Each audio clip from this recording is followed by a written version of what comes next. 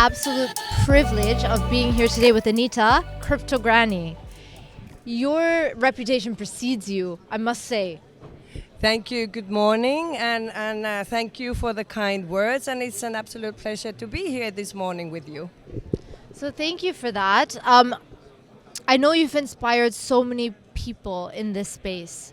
Can you, because your story is so beautiful, so can you tell me how you got into the space, why you got into the space, and then, because that story, it ties into how it's so inspiring. Well, there is no short version of that, but I try to be brief here. So basically, I found this technology called blockchain around 2016. I heard about it basically coming from a friend. Then afterwards, I'm not a techie, so I'm sales and marketing to my heart and soul. I'm 61 years old, so 40 plus years I've been on that industry. But the technology that would allow us to trust again as human beings, that was so inspiring and very attractive. So I wanted to understand more. I joined the events, I started to network with people, only finding out that they were very kindly explaining to me what they do, and I understood nothing, which just bypassed my head. So I started to challenge them a bit, ask my all-time favorite question, why? And in order to understand, they actually had to work a bit with me, so make me to understand, which led to that Crypto Granny, my nickname, which I write with K, by the way, because originally I come from Finland, and in my native language it's written with K. So Crypto Granny was born, and basically ever since, my mission is to involve everyone in the technological as well as the economical future already today. So I got excited, I'm enthusiastic about the technology, and I think we should give it a chance and look into it, and maybe by example showing people that a old 61 years old grandmother for two, non-techie, has a spot here, has place here. So this industry and what we do is for everyone. So it's not only for young, which often is a wrong perception or idea. So yeah, and here I am since 2017, more or less. I could not agree with you more. I think it's about education, and I've said this on multiple podcasts and interviews, everything. We need to educate the community, right? And once people realize, for example, how secure the blockchain is, then I think, as they understand more, they will understand the benefits of this space.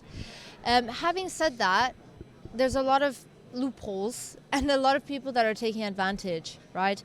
So even though there's these amazing projects that are completely legitimate, we also have a bunch of bad apples. So in your opinion, could you maybe speak to how you think we can clean up the space? Well, that is an issue that's been always there.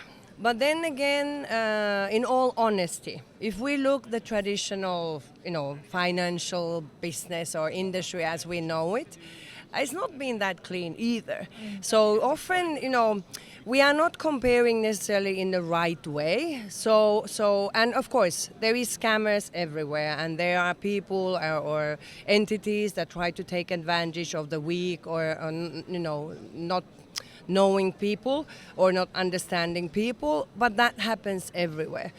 What I feel in order to tackle that in a small scale at least is that first of all I would encourage everyone out there that has at least a little bit of curiosity or interest to this industry, what we are doing, and it covers the whole emerging technologies, so cryptos and blockchain and AI and NFTs and whatever you heard.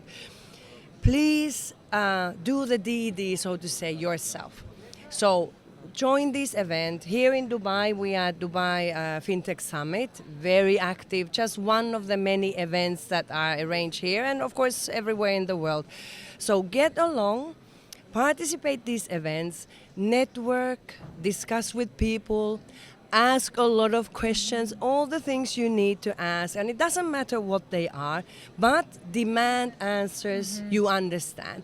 And then once you've gained enough information from A to Z, so the ones are in favor and the ones against, then preferably do the decision by yourself.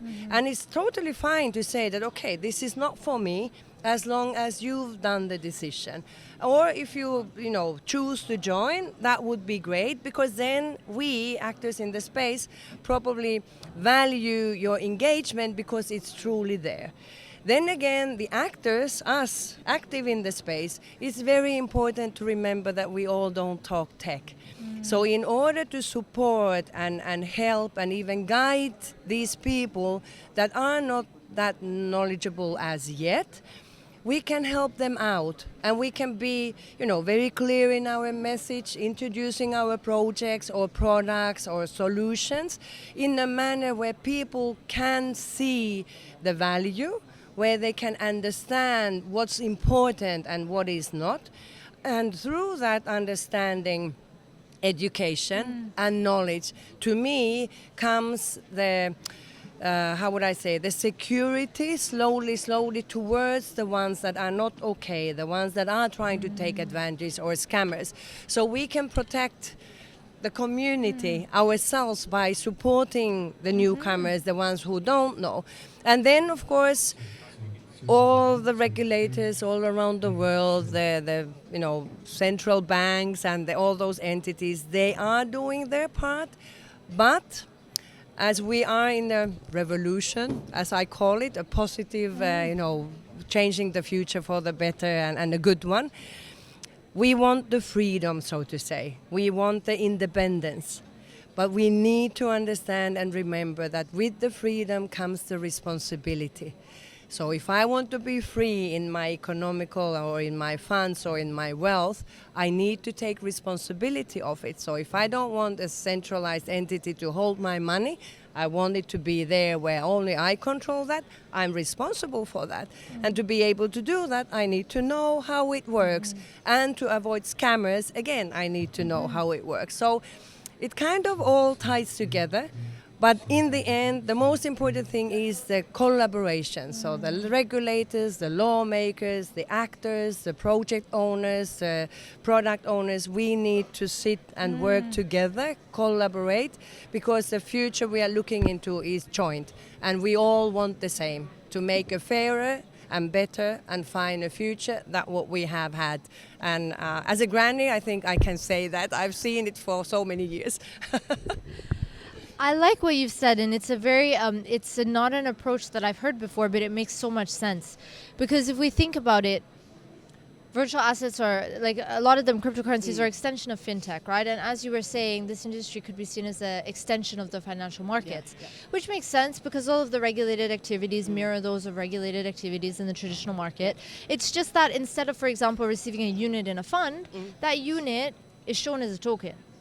So there shouldn't be, I agree with you, there should just be more education in terms of that. And then you're absolutely right. The regulators are doing their part, but they also cannot be too restrictive, right? Because then they thwart progress. Yeah.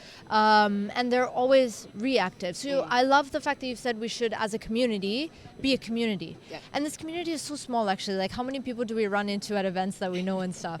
So giving back, educating, because I think a lot of these projects as well don't really know that they're doing something wrong necessarily. So no, I love your take on it. It legitimized it in my mind entirely. Well, I'm happy to hear that. And then again, even though that we are talking of an amazing technology, it truly is. I mean, we haven't done that well as human beings. So now that something would bring the trust between, I don't need to know you, you don't need to know me, but we have this technology, proven technology, that brings the trust. Exactly. I can't think of anything better. Exactly. But then again, we need to understand that all these things take time, and the process of exchange is long, but we cannot take shortcuts either. Exactly. So we need to just be patient and keep the goal in mind, but at the same time understand that we are entering the same goal from different ends of the line. But if we meet in the middle, the ones that are important for the centralized entities, let's call them like that, can be met in a big, portion. The same from the other side. And from the center, I do hope that we will be able to build something sustainable, tangible, where everyone can see where the benefits are and where the added value is. Exactly. And that's what we need, the Exactly. concrete examples, Exactly. which we have failed as well a little bit on that regard. So again, to take away the suspiciousness around this and the preconceptions that are wrong, we should be able to come up with and showcase really concrete, everyday, real life problem solving rather than self-made problem solving, which we have had way too much. And that's one of the things I sometimes say when I speak at the events, that, guys, please concentrate on the real problems we have. We've had them plenty. We have plenty, and then the self-made, they can come after. They can Yeah, wait. Exactly. So people can see, mainstream can really relate to what we have here. But it's amazing, so absolutely, yeah, we should collaborate. I also get excited. So someone once said to me, because I don't remember what it was, and I won't mention the person's name, but they were talking about a situation where they had asked, like, not necessarily me, but they had said, do you think you're smarter than so-and-so, who was like, CEO of a company, or he was the president or whatever. And it kind of puts things into perspective, right? Because if the governments are starting to engage in CBDCs or certain projects of their own, then, and again, do we then think we're smarter than them in saying, like, no, this technology is not? So I agree with you. I'm a full advocate for the space. I would just warn people and say, once you're in, you won't get out. It's very engaging, and I want to comment on that, what you just said. It's Please. very smartly put, because no one is smarter than the other in the big course, so to say. Sure. It's just that, the techies, their know-how comes from that side. The governments or banks, their knowledge is elsewhere. Now, if we put the smart heads together and we, everyone brings the thing that adds most value from their end, then we get somewhere. Because, again, no one knows everything. No, exactly. So we can support and help and together work on this. And that's why the collaboration is so important. And then again, anyone out there listening, please remember, you don't need to be especially smart. You don't need to be techie understanding. You don't need to be anything. So this space is for men and for women, Agreed. for young and for old, regardless your background, all of that. All that it requires is the curiosity and the willingness to listen. And have the conversation, and then it's up to each and everyone what they choose to do, and there is no say. Let's agree. end on that. Anita, let's end on that. Thank you so much for doing this with me today. It was great, and hope we discuss more. Thank you so much. It was a great pleasure, and enjoy the last and second day of the event. It's so amazing, so many people here. Yes. Thank you so Anita. much. Have a good day.